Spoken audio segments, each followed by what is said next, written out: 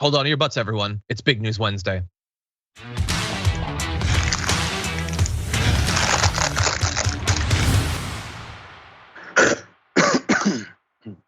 Yes, it is in fact Big News Wednesday, which means you not only get me, John Adrola, but also the host of the watch list, Jayar Jackson. Jayar, welcome. Woo! Sorry about that, you guys. I'm just at home hanging out, having fun, Okay. Relaxing a little bit, kicking back. That's what it sounds like. So it's good to know that we're getting the little that is left of Jayar today on the show. His voice is shot apparently. Anyway, we're glad to have you here on Big News Wednesdays. Do your best, bud. John, this is what gets me through. I have some newness. I got some newness for you. You got some newness for me? Oh, Mamba magic sticks. Mamba sticks? Yeah, bro. I grew up on the Mamba little cubes. They're good. Multiple cherry apple, pineapple orange, mango strawberry, and watermelon raspberry. It's 2 flavors. Okay, every one of those sounds good. They're not sponsoring us, by the way. They don't know we exist, but that does sound good.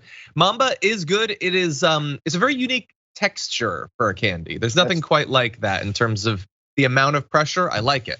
It's a challenge. I don't know what I'm talking about. Anyway, thank you everyone for being here.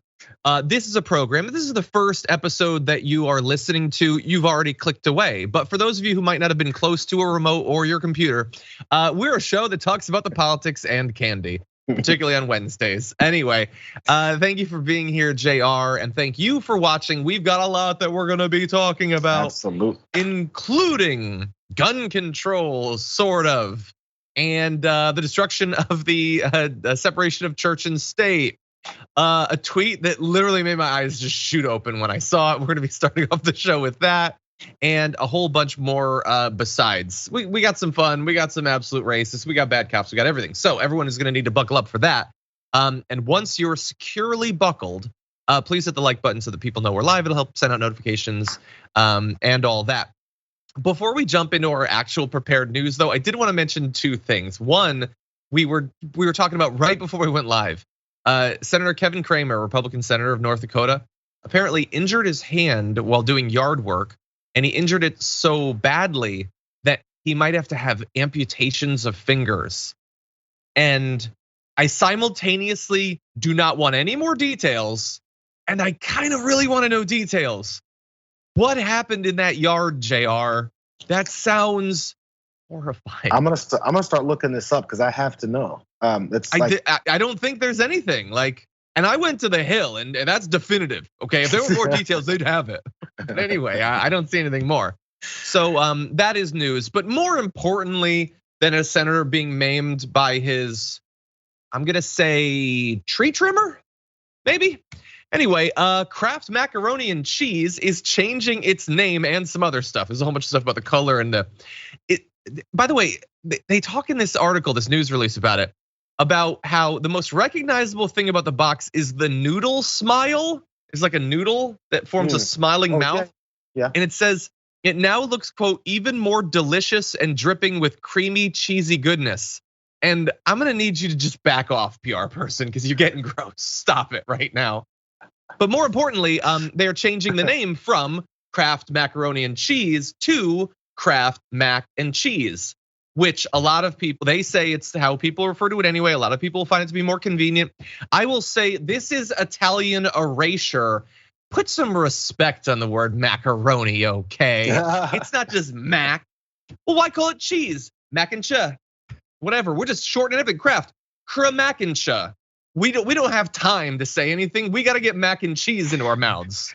Anyway, John, these are one of those moments when you have to realize you're becoming an old person, because I have these rants in my head, and right when they're transferring to come out as a thought process to get clowned at by anyone that's under 35 years old, I have to chill out. Yeah, no, you're right. And but I still like mac and cheese. It's among the foods that I eat. It's really gross when you think about it. We're just gonna take pasta and coat literally every surface with cheese. It's bizarre. Anyway, with that said, no, like Sophie's like, you gotta get to the serious stuff. But no, we're not going to. We're gonna do this first tweet and it's gonna be ridiculous. So you know what, let's prep, let's launch into this. I was on Twitter, as you sometimes are, and I came across something that made me stop for a second. I don't know if Jayar's already seen this, so I'm excited to read it to him. It comes from Steve King, former congressman, who tweeted, I spent Juneteenth all day in the hot sun hoeing and pulling weeds and thinking about what it would have been like to have been a slave. At the end of the day, I thought about what it would be like to be an aborted baby. I got to see the sunrise and the sunset.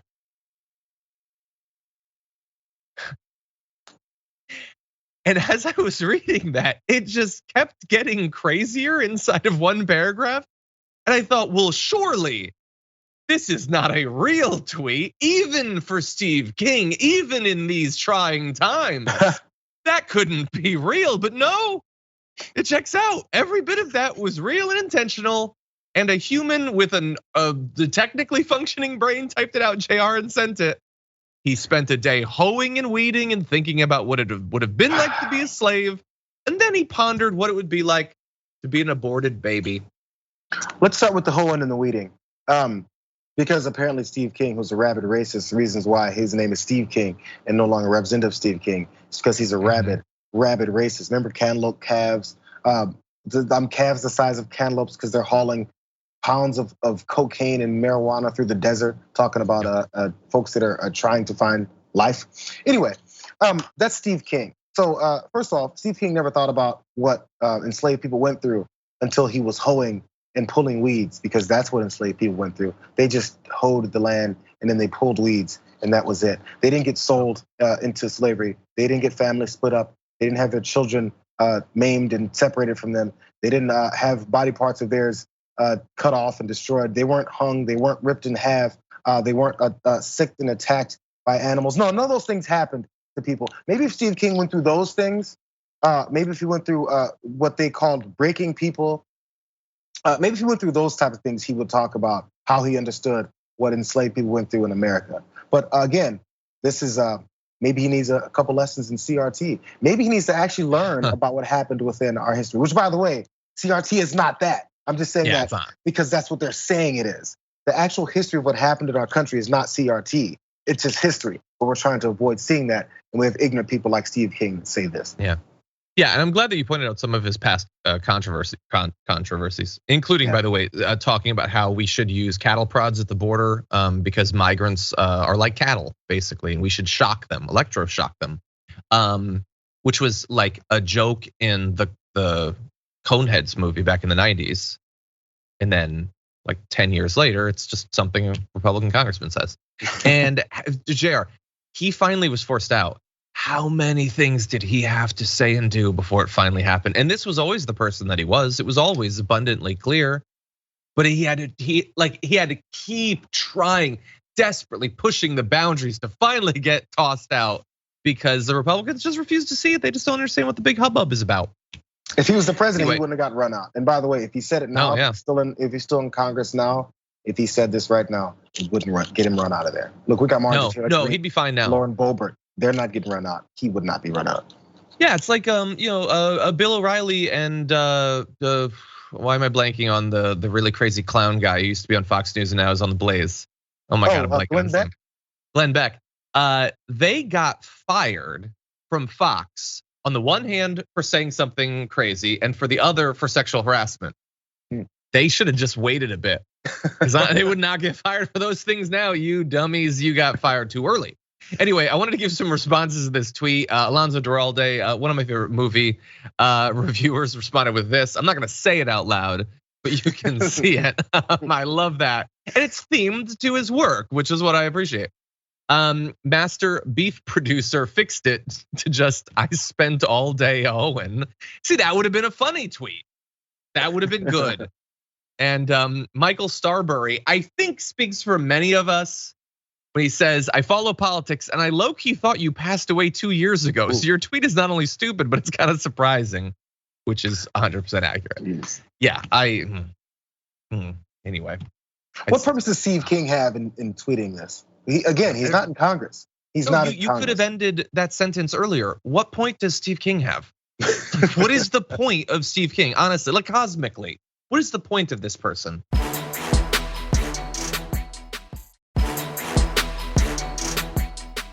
Anyway, with that said, we do have to get into far more important news. We're gonna give you just a little bit of updates about what's been going on with the January 6 hearings. Of course, I did some live coverage of that. I know Jayar has as well. So with that, why don't we jump into one of the most embarrassing and ridiculous developments over the past day, starting with this. Called them up. We called them up. He didn't want it, and we didn't deliver it. But why? Story. But why did you even offer it without vetting it? Exactly. We got handed an envelope that was supposed to go to the vice president. I didn't know. So we called out the vice president. He didn't want it. We didn't deliver it. It's not a story. Guys, this is such a non-story. Are you going to ask? That is Senator Ron Johnson, who recently came under scrutiny just on Tuesday after the January 6th committee revealed text messages between his chief of staff, Sean Riley, and former Mike Pence assistant, Chris Hodgson. Shortly before storming the US Capitol, Riley told Hodgson that the senator, before this storming, he didn't personally do it, that the senator had an alternate slate of electors to personally deliver to Mike Pence, but Hodgson told him, do not give that to the former vice president. So this gets into the idea that the actual electors, which are the only real electors, there's no such thing as alternate electors. They're just random people that the Republicans know would somehow say, no, Trump won the election. Ron Johnson is now implicated in that thanks to his chief of staff. And so he is running from those questions. That right there saying it's just a non-story, it gets even more embarrassing than that. Take a look at who he tries to pin the blame on for this entire thing.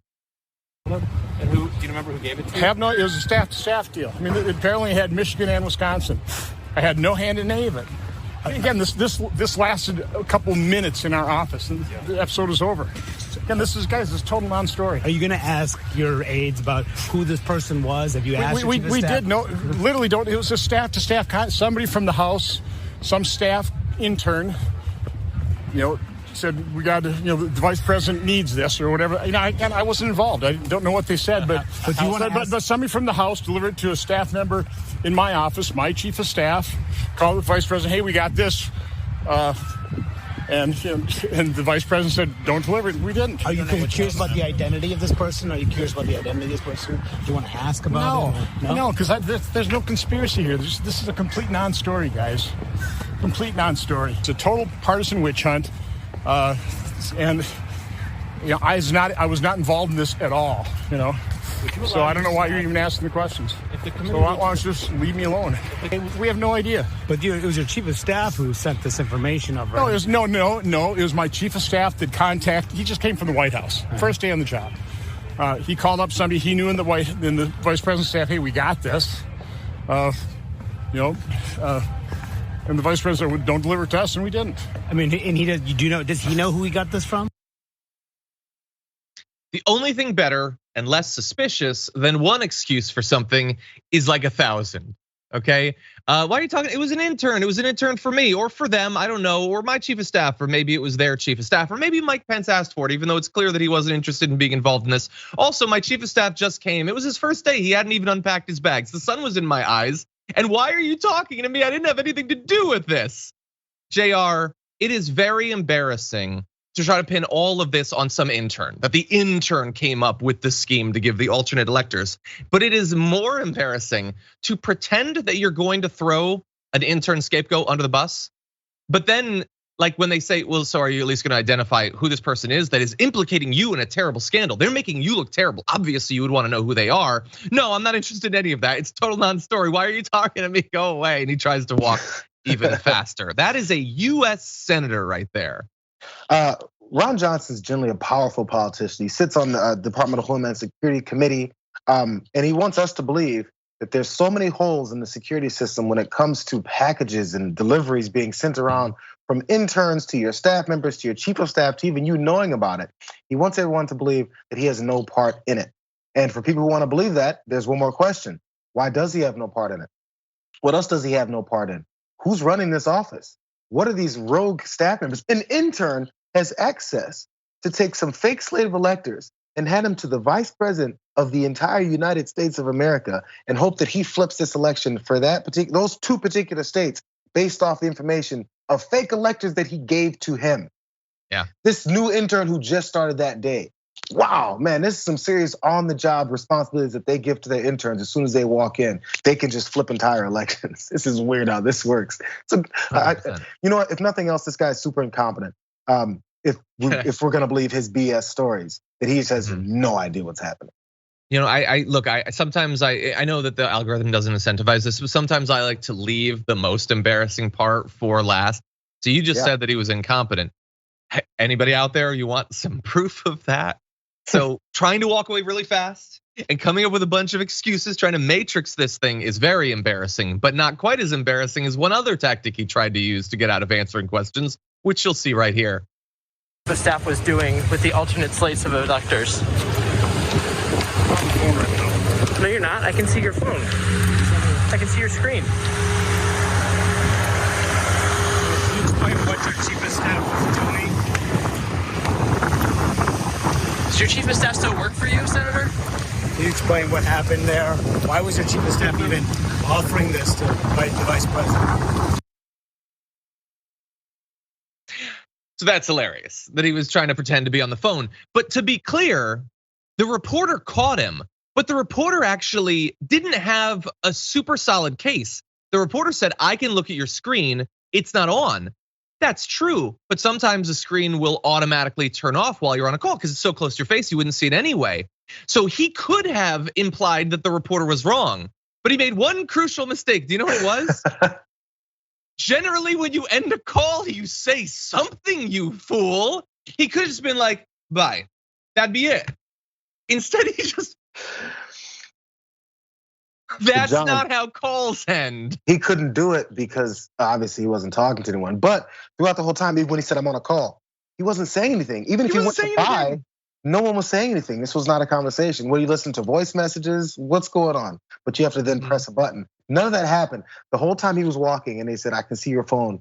Again, he didn't think, oh, of course, my phone's always dark because he's in a panic. So he couldn't dispute it. It was a bit of a I guess it was a leap for that reporter to point that out because again, he could have easily debunked that, but no, he was actually lying. It's pretty obvious. It's hilarious. This guy's a mess. Sometimes you don't want to answer questions or whatever, and you need a strategy to get out of it. I think for him, this was a bad call. As like a reporter, I don't want to get like hung up on this story, but no, you need something better than just talk, pretend to talk, come up with something. He is the worst improv performer ever. Anyway, not a smart guy. No, when they're sending him, they're not sending their best or their most creative or their wittiest.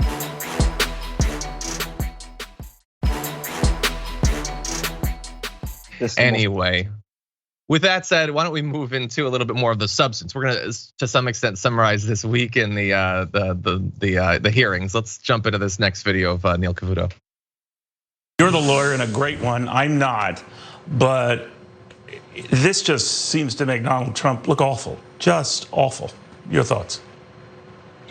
Yeah, Neil, today I thought that the committee focused a lot on linking the former president to this scheme to create the fake electors. And it seems to be a real theme that the committee members are trying to bring out in their statements and their questioning to show that the former president wasn't just a bystander or that, people who work for him were trying to do this, but that the president was a central player in all of this. That really seems to be one of the themes that these committee members have been pounding on the last few hearings. So look, let's be clear. That is Neil Cavuto. That is a Fox host who is admitting that this testimony is damning. And look, now we have to balance the fact that Neil Cavuto is not one of the most influential people at Fox. That is totally true. But also, Fox basically doesn't show, let alone cover, what's going on at these hearings. So having Neil Cavuto at least bring it up, let alone as critical a light as that. Like he is saying that this is damning. He looks awful, which is totally true for a lot of different reasons. In particular, what they're focusing on there is that he clearly had been trying to get this scheme of the alternate electors cooked up, which is not a thing. You can't do that. It's not legal. But much more importantly, since all of this is supposed to hinge on whether what he thought he was doing was legal or not, whether it was based in truth or not, the testimony has made clear that people that he could have and should have trusted were making clear to him at every step along the way that none of this was legal, none of this made sense, they weren't gonna go along with it, and he kept pushing for it too. And that is where it gets into potentially really damning territory for Trump. Now, of course, his fallback defense is that he is a powerful, wealthy, white former president. So that's a pretty good defense against basically anything, Jayar. But the testimony has been really bad for him, and it's not done yet. Yeah, there was this one thing, the way even Cavuto said that, and I don't want to nitpick on certain terms. But this is just the way our mindsets go when it comes to something like this with the former president, especially from this party. But he said, doesn't this make Trump look awful? Just awful. No, the January 6th hearings are not making Trump look awful. They're showing how awful Trump is. It's nothing about making him look that way. Making someone look that way means that you're taking information, you're like applying it to them and making them look a certain way. It's like makeup and you're covering up his reality and making him look bad. No, what we're doing is taking the makeup off and showing how bad he was. From every detail, from how they planned and targeted and violently pushed this entire plan across, hopefully what they thought was gonna be the finish line. It's showing how awful they were. It's showing how illegal their actions were. It's showing how much they had no intention of following democracy in the way that we normally do things. It's all about Donald Trump. 100%. And again, like it's so weird. If you're just coming into this now, that so much of this has to come down to, well, did he know for sure that he couldn't do that?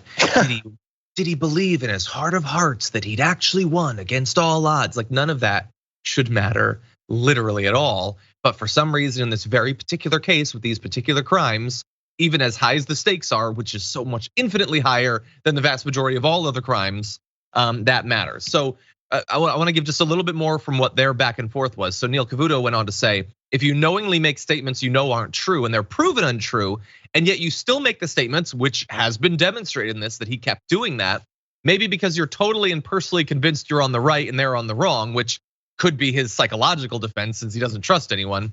At what point does that cross a constitutional line and maybe a legal one?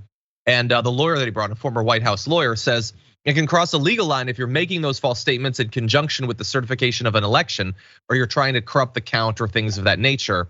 He added that it can be shown that Trump, quote, believed or knew or understood that if it can be shown that he believed or knew or understood that his claims didn't have merit and yet went ahead with this, then he's in real trouble. Well, we are so far past that at this point. Like he knew that what he was doing was not legitimate. There was no case to be made that that is not the case. The only thing that we need to figure out is, will the DOJ, will Merrick Garland do something? And I have obviously been, I've been, very unsure about that, very pessimistic. Recently, Merrick Garland decided to flee to a different country. He's off in Europe right now. He wants to get as far from this thing as possible. Granted, there's some stuff going on in Ukraine. Anyway, so that worries me a little bit, Jayar. Yeah, I'm trying not to be as pessimistic as I have been on this, but I'm super pessimistic on it. The more we see it, the more I'm thinking, oh my God, they can't possibly let this go beyond at least doing something, at least in some form of indictments. They have to suggest these things. But man, again, I'm gonna sit with believe it when I see it. And right now we just have to see what this is. And if it doesn't happen that way, it's gonna be written off easily as, oh yeah, these Democrats did this whole entire January 6th committee hearing, which of course there's 2 Republicans on board as well. And it was just them trying to win an election, because the follow through on the legal part of it has to be the next step. Yeah. Does anyone remember, I'm trying to make this easier to understand outside of the context of this complicated stuff about the Constitution and law and all that. Does anyone remember when Ross had a relationship with one of his students and he got fired, even though he believed that it was just frowned upon? It's very clear that he believed that it was just frowned upon. In fact, I have videos of him saying it many times. So why did he still get fired? Sure, he broke the rules, but he thought it was just frowned upon. He didn't think it was illegal. Think about that, like how low the stakes are. You would never get away with anything like this if you thought it was okay. Doesn't make any sense. Man, our justice system is 180, like it doesn't make any sense. Everything is topsy-turvy. Anyway, hold on. Sophie reminds me, it was pretty high stakes because her dad was Bruce Willis and he could have beat up Ross. That is, I forgot that that's who that character was. Wait, is that who's Bruce Willis' dad? Was it? I thought that was a different student. Anyway. Are we talking Friends, or what's Ross are you talking about? Yes, I'm talking about Friends. This is the only reference I've ever made to Friends. And then Rachel dated Bruce Willis. We're going too deep into the canon of Friends at this point. Anyway, what is coming on the January 6th hearings? Well, potentially some exciting stuff. We might have to wait a few days. We might have to wait maybe a few weeks, but some exciting stuff is in fact coming. Documentary film director Alex Holder was apparently shooting tons of footage during the former president's failed 2020 campaign. He was with Trump and the family. That footage, which has never seen the light of day, has now been subpoenaed by the January 6th committee. And the Rolling Stone reports, by the way, Nikki McCann Ramirez, who's been on our show a couple times, now with the Rolling Stone, doing great reporting there already. So awesome job for her. In some of the highest ranks of the Trump world diaspora, including among Rolling Stone, including among several who testified before the January 6th committee, news of the documentarian cooperating with the congressional panel came as a bizarre surprise. What the F is this? A former top Trump 2020 official messaged Rolling Stone on Tuesday after seeing it. So that is potentially coming. Now, we also know that after this Thursday, so we're gonna get some of the hearing discussion this Thursday. After this, the committee is gonna resume its hearings in July. They say they're reassessing their schedule after significant new tranches of evidence have arrived, including documentary footage and new tips as well. So if this person was hanging out with them, filming Trump, and we know all the stuff Trump revealed to like people, like authors who are embedded with him, he's gonna be on video in this thing. It is gonna be dramatic, delightful news. It's like it's not gonna get much better than this. It's similar to what the documentarian on the first days of the hearings, when he talked about how he was embedded with the Proud Boys and openly showed how they planned and intimately planned how they're gonna get into the Capitol and force certain things. And yes, they were the first breach moments, and they knew that the rest of MAGA would be right behind them. It was all a plan. They spoke on camera. They talked about this dark deal in the middle of a parking garage. It doesn't get more movie-like than this. Yeah, 100%. Oh God, I hope the footage is good. And I also have to wonder, like, why don't they have it yet? It has been a year and a half. Get this stuff out there. And by the way, one of the reasons I hope that the footage is good is because that's probably all we're gonna get from this. We're not gonna get consequences, so I at least hope we have some good video. Anyway, with that said, we do have to take our first break. We're way over. We'll be back with more news and more discussion of Friends after this.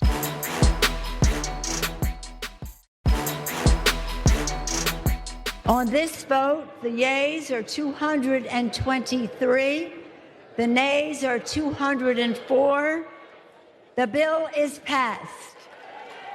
Without objection, a motion to reconsider is laid upon the table.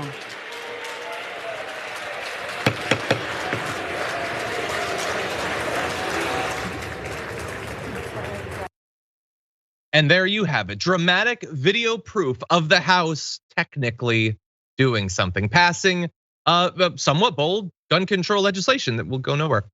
So what would it do? Well, it would, in theory, hypothetically, in some other universe founded in reason and compassion that we don't live in, it would have raised the age limit for buying a semi-automatic rifle and prohibit the sale of ammunition magazines with a capacity of more than 15 rounds. The legislation did pass, as was announced there. 5 Republicans voted for the bill, only one of which is seeking re-election.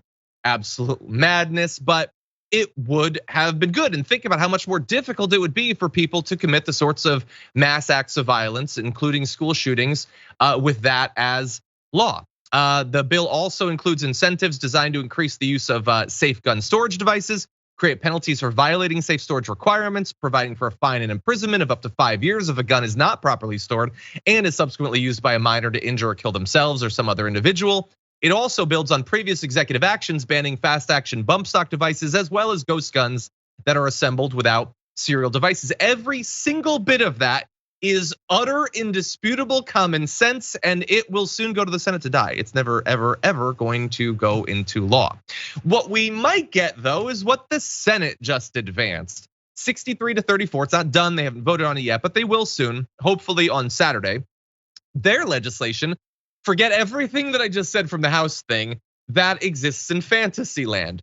What this would do, and we will acknowledge that it both sucks and isn't enough and won't stop the mass shootings, but is also simultaneously the most sweeping gun control legislation since Congress passed the assault weapons ban back in 1994, which was later reversed. It provides financial incentives for states to create mental health programs and implement red flag laws, requires expanded background checks, not notably universal background checks for gun buyers under 21, increases penalties for straw purchases of firearms, meaning you buy it to then give to someone else, which if the penalties are not super high, then what's the point of any of this? It closes the so-called boyfriend loophole, prohibiting romantic partners convicted of domestic violence and not married to their victims from getting firearms, notably for 5 years, not for life. The legislation right now does not restrict any rights of existing gun owners, except conceivably an unstated but sort of assumed right that you can beat your partner and then buy a gun. They seem to think that should be a right. That has now been restricted, so boo-hoo for them. It would make it easier to remove guns from people threatening to kill themselves or others, as well as people who've committed domestic violence. Clarifies who needs to register as a federal firearms dealer and cracks down on illegal gun trafficking, as well as providing money for mental health services and community-based anti-violence programs and some other things too. 14 Republican, so all of that, it barely does anything. And they got 14 Republicans. And that might be the thing that ends up passing. We'll see. Not all that good stuff in the House bill that was passed, mostly for show. I mean, it's not gonna happen, Jayar. We might get this. This is what we're looking at. Again, it goes up to the upper chamber, as they call it, and the Senate has to be the ones to determine whether or not they're gonna do anything about it. What's the point of these House bills? Actually, the use of these House bills is for them to say how radical the House is and actually wanting 21-year-olds to have the minimum age for buying a firearm. Or actually, no, they did go these red flag laws, which again, we'll see, because this is what they're saying they're looking to do. And then you see John Cornyn go to the Texas Republican convention over the weekend and get booed, and half the crowd is screaming, no red flag laws. Maybe they should ask them, which people do you think are gonna be affected by these red flag laws? You? Because they keep calling yourselves legal gun owners, legal responsible gun owners. Weird how that works, because apparently you beat on your spouse and you wanna buy a gun right afterwards. Apparently you show signs of wanting to shoot up a school or a bank or a stadium, and then you wanna get your gun. Are these the people that you wanna support? Because they just say these things, blanket statements, as if everyone who has a gun is a law-abiding gun owner. Yeah. In fact, many of them who are turn into non-law-abiding gun owners as soon as they start shooting up this Buffalo grocery store or this school. They were, and also the hospital out in Tulsa, I believe. Those were law-abiding gun owners. But we're okay with that. 100%. By the way, really fast, I'm gonna read a couple more graphs. Before I do it though, I'm gonna read a few names, and this is a game for the chat. There is a name that is on this list. There is a name that is not on this list. Let's see if you can identify them. These are the yeses coming from Republican senators: Blunt, Burr, Capito, Cassidy, Collins, Cornyn, Ernst, Graham, hey Graham, McConnell, that's interesting, Murkowski, Portman, Romney, Tillis, Young. Toomey was absent, but a likely yes. There's a name that's on there, there's a name that's not on there. We're gonna proceed, and I'll go back to that in a second. So really fast, the House Judiciary GOP, just to give you an idea of where they stand, said no gun bill, no amnesty, period. It's the only time they're comfortable with periods, by the way, on the Republican side. So no gun bill, not like no bans or nothing. Like if you just beat the hell out of your partner, hand that person an AR-15. If you're 14 and you want a cannon, no, you can't do anything to stop that. That's who the Republican Party is. And now let's return to our little game, because interestingly, Texas, so you mentioned Buffalo, Jayar. Well, obviously the senators of New York are gonna support gun control legislation. But Texas just was the site of this absolutely horrendous historic mass shooting. Kids blown apart by weapons that nobody should own, let alone an 18-year-old. John Cornyn voted in favor of this bill, which, by the way, it's debatable whether that could have stopped this shooting. I don't know that it would have. But he at least is supporting it, and he's being attacked on the right for that. Ted Cruz, nada. His name is not on the list because he doesn't care at all. Again, I'm not saying, I'm disappointed and shocked that Ted Cruz didn't support banning assault weapons. This is the most minor, shallow, surface level gun control legislation imaginable. It is a national, it's a world embarrassment that this can count as the strongest bill that's passed since the early 90s. And even that you couldn't get him to support. When they tell you that American politics has become more radical, this is what that is. They will pretend that, there's crazy on all sides. No, there's no equivalent in any topic area, any actual person on the left to the right's unwillingness to stop kids from being blown limb from limb. And it's just expected. It's barely worth even mentioning. We just so understand how radical they are and how little they'll actually do. And I know that there are people that are excited about this. I get it. Fred Guttenberg has been on our show multiple times. He's been working ever since the Marjorie Stoneman Douglas, where he lost his daughter Jamie, to get gun control. He's happy about this, and he cares about this issue, so that is worth something. And so I guess to some extent, assuming it passes, I was wrong when I said nothing would happen. I should have amended it to, like, I guess the best that we can possibly hope for. That's still really bad. That might happen. Yeah, it's gotten to the point where people then have to try and hope for scraps, as you were talking about. They have to be happy for the scraps and the little bit that there is. Remember, they got mad at Nancy Pelosi for saying that, what they're trying to give people economically is scraps. Like, how dare she say that we're giving Americans scraps? You have to compare it to what they're actually doing, because they're getting all these NRA donations. They want to do nothing. As you point out, Ted Cruz has no interest in doing anything about this, specifically for political purposes. Now, every time he speaks, every time he wants to talk about anything he's trying to do with initiatives or why he should get reelected, they should ask him, hey, those 19 children, the family and friends of those 19 children, the 2 adults that were murdered in Uvalde in that school, what do you have to say to them and why you care nothing about their lives and then not happening to the next group of families? Talk to them specifically, name their names and say, Ted Cruz, what do you have to say to the parents of these children? Because obviously you agree with what the House Judiciary Republicans said, which was no gun bill. That means F you, F your kids, I'm glad they're dead. That's what it means. Let's keep it real. Make him answer those questions. Is he just flying under the radar right now with, just this no vote, has no part of it, and just moves on with his life and acts like he's actually a politician that represents his people? He's from Texas. He should be asked every time he even sticks his face in front of a microphone. So tired of this guy. You're 100% right. And I'll close by saying, when we call, as we will, for hundreds of times until he's finally driven from politics, we're going to call Ted Cruz a coward. I want you to understand simultaneously, there are many reasons that we call him a coward. So when we point out that he was a coward in regards to standing up to Donald Trump and debasing himself after the guy called his wife ugly and said that his father was a presidential assassin, all that is cowardice. This is so much worse, though. And this might not be as funny, but it's way more pathetic. It's way higher stakes stuff. So just try to remember that. With that said, we are going to take a break. When we come back, we got a lot more to talk about, so don't go anywhere.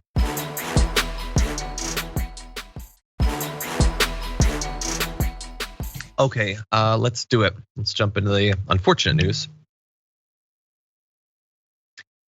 We have some regrettable news. The recount that was requested by Jessica Cisneros in her primary challenge against Democrat, technically Henry Cuellar, has turned out to not have reversed the results. And Henry Cuellar will be the nominee for that district. The final vote looks like it was 50.3% to 49.7%. It was so incredibly close. I mean, 2 years ago it was very close. It was even closer this time. Almost anything being different would have shifted it. But no, instead of getting Jessica Cisneros, who could have been an awesome representative, we were stuck with one of the worst Democrats in the country. And Jessica Cisneros is taking the high road with her commentary about this, tweeting, the results of the Texas 28 runoff are not what we had fought for. I am so grateful for the leap of faith so many of you took on this underdog race. I look forward to keep fighting for a more progressive and accountable Democratic Party and work to turn Texas blue in November. We always knew this was an uphill battle.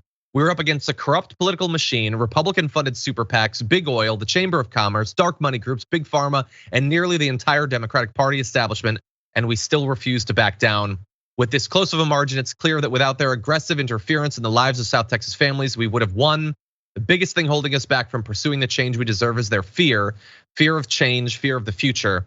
The only way you defeat fear is with courage and determination that in the richest nation in the world, we all deserve to thrive. Change is a process, and through this process, we're educating our community that we deserve better than the status quo. So, yeah, she identified some of the things that influenced it. I don't know if it was the absolutely disgusting, completely thoroughly unacceptable billboards that he totally wasn't involved in that went up in the district. I don't know if it was Nancy Pelosi and other members of sort of senior Democratic leadership that decided that it was unacceptable to let the voters just decide to potentially have someone who actually represents the future of the Democratic Party. Instead, we need to have a guy who in any other state would be among the more conservative Republicans. We literally need a guy who doesn't want gun control and doesn't believe that reproductive rights should be up to the people exercising them. And so they took their political capital and time in a time of endless crises in America to go and work to get Henry Cuellar to keep his seat. It was an absolutely disgusting thing that Nancy Pelosi and other Democrats, including Jim Clyburn, chose to do, Jayar. And in the end, it seems like that was probably the deciding factor. Yeah, I was gonna say, as you listed some of the potential reasons, or I guess the factors that went into this, I think the big part of it, of course, was the establishment of the party, making sure they put all their money and effort and energy behind Henry Cuellar. Again, you pointed out some of his issues. I was gonna point those out too, the reproductive rights, openly about that. And not really much as far as trying to explain those away, especially as we've seen what's going to potentially happen with the Supreme Court and their draft decision there on Roe. And gun control. Hey, listen, the entire party, the Democratic Party, can't go around, it's gonna look this way, not because I think so, but the crying and the whining about what's going on with our gun situation, and then back someone who has the exact opposite belief system that you're whining and crying about. Then we can say you're just whining and crying because there's nothing behind your emotion, there's nothing behind your principles that you say you have as far as changing that. How do you change something that already have? We have an entire party that posts things like no gun bill, and chants and boos down one of their major leaders for having some support behind red flag laws. You're fighting that party, yet you still include someone like Henry Cuellar, who's a part of that party and those stances. No one can take you seriously. The people that voted for you will probably wonder, so what do they believe? Because we just lost children again, and they're continuing backing people like this. What's it based off of? Based off of fear, and it's based off of just really not believing in what they're saying. 100%. Yeah, well, it is exactly that. This is not only, a super conservative like guy on these major issues, but specifically in Texas. Following these shootings, following Texas, being at the forefront of criminalizing abortion and trying to strip away reproductive rights, they could have just not weighed in. They could have just let people choose. They would not do that. They did not find that to be acceptable. They had to have Trump's favorite Democrat. That's who they had to have at this time, as if they needed the opportunity to make sure that people knew that all of what they were saying about reproductive rights, about guns, all that is BS. They don't actually mean it.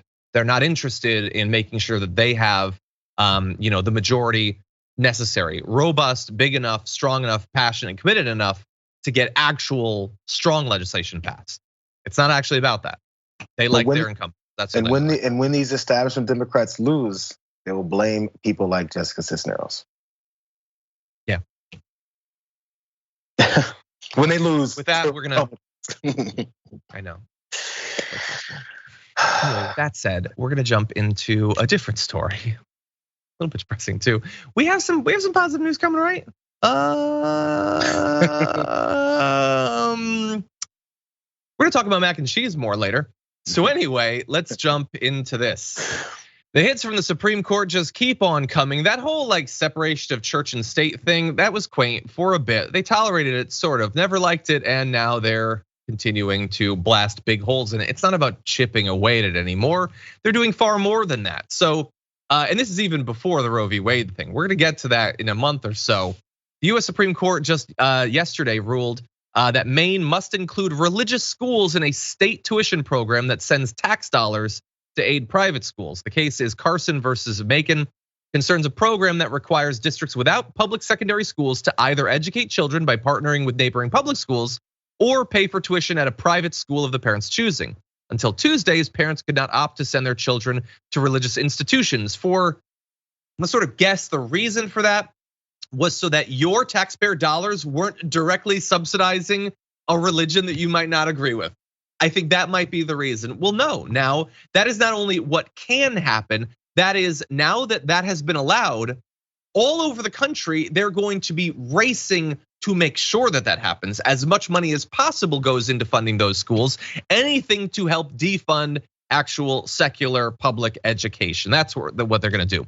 Now, hypothetically, if it can go to religious schools, it could go to any sort of religious schools. It could be secondary Hindu schools or Muslim schools, or I'm not even gonna waste your time by pretending that is a thing that's going to happen, because that is not going to happen. They would never allow it. This isn't about religious freedom.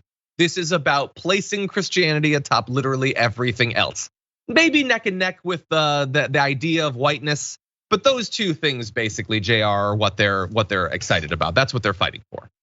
Again, it's one of those things that gets pushed all the time when they talk about school funding and let's get rid of the Department of Education and how about school choice. Like all these are different angles towards them sucking more of the actual potential power out of our school system that we already neglect to outstanding degrees already. So again, but then it's based in specific kind of religious schools. I would love to see this start to get used in other religions in their schools and really see what they have to say. Because obviously it's a bit of an interchangeable word when it comes to conservatives in the country. When they talk about, hey, religious freedom, what they mean is Christianity dominating religion is what they're trying to say. Because Christianity in this country has always been fought against. It's always been on the back burner. No one ever talks about it. There's no power structure around it. They don't skirt any tax laws. None of those things really happen with Christianity in this country, but in reality it does. But as long as they keep this narrative going that they're this oppressed group, and we need to redirect some more money so we can have more Christian belief systems. And what happens in some of these Christian schools is they teach anti-LGBTQ belief systems, also sending people off for some kind of reform therapy because they're not real humans if they don't have the same thought processes or attraction to people that they deem necessary. This is what it's going to help fund. It's another roundabout way to push the same belief system that the majority of Americans just don't believe in.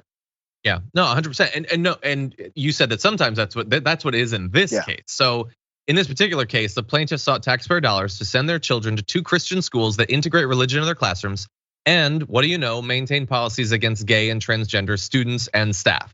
The 2 schools describe themselves as seeking to instill a biblical worldview in students, well, their own particular dogmatic idea of what that worldview should be, that doesn't actually comport with anything in the Bible, but they find it convenient to say that it does. They refuse to hire gay teachers or admit gay and transgender students. Bangor Christian Schools teaches that a husband is the leader of the household and includes a class in which students learn to refute the teachings of the Islamic religion with the truth of God's word. So it is not only going to a school that has Christianity. It is blocking whose salary can be paid with that. You can't be gay or transgender. Also, it is aggressive against other religions. That is what, if you live in Maine, you're going to be subsidizing. And God only knows what other states are going to be doing soon. That's what they're going to be doing. I mean, it's absolute madness, obviously. That's what they're like. Amy Coney Barrett, they didn't choose her like for her rigorous secular understanding of the Constitution and laws. That's not what they chose these people for. They chose them for this.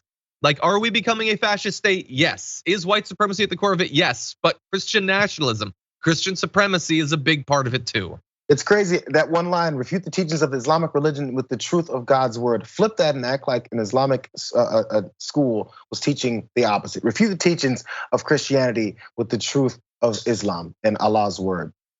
Yeah. Do you think they'd be okay with that? Oh. Does anybody think that they'd be okay with that? If I set up, you know what I'm gonna do? I'm setting up as realistic as I can of a Hogwarts. Yeah, I want money. I got Hogwarts, I'm setting it up. I want your money, I want your taxpayer dollars. I have a story that will inform my lessons too. Can you do that? No, no, this entire thing is absolute madness. Try. It's absolute madness. Look, if you wanna have your religion, have your goddamn religion. It's not supposed to be publicly funded. There has barely been a separation of church and state. It's mostly been a thing of norms, and as we know, norms are worth nothing. But now it is directly funding, and they don't pay taxes, so it's not even a two-way road of money. Nope. It is literally just their parasite on the state. That's what it is. And maybe the rest of craziness that's happened allows those lines to be blurred without us knowing what's really happening. My last thought. Maybe, yeah, maybe people won't pay as much attention to this. Absolutely. Well, anyway, if you're watching on our linear platforms or on the podcast, thank you so much for watching. But if you're on Twitch or YouTube Members app and a bunch of other stuff, we've got a lot more programming for you. So don't go anywhere. When we come back, we're talking about this absolute madness of a Juneteenth sign after this.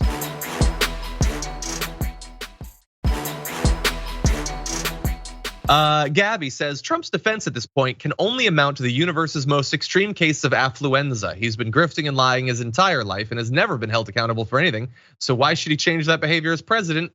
That is 100% accurate. Totally true.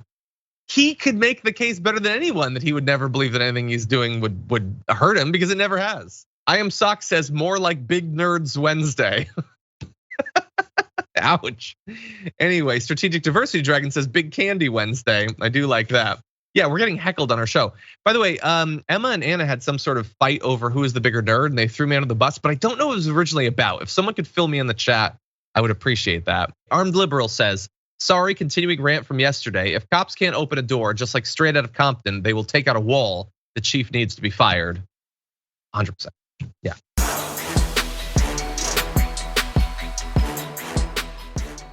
Thanks for listening to the full episode of The Damage Report. Support our work, listen ad-free, access members-only bonus content, and more by subscribing to Apple Podcasts at apple.co/TYT. I'm your host, John Adarola. I'll see you soon.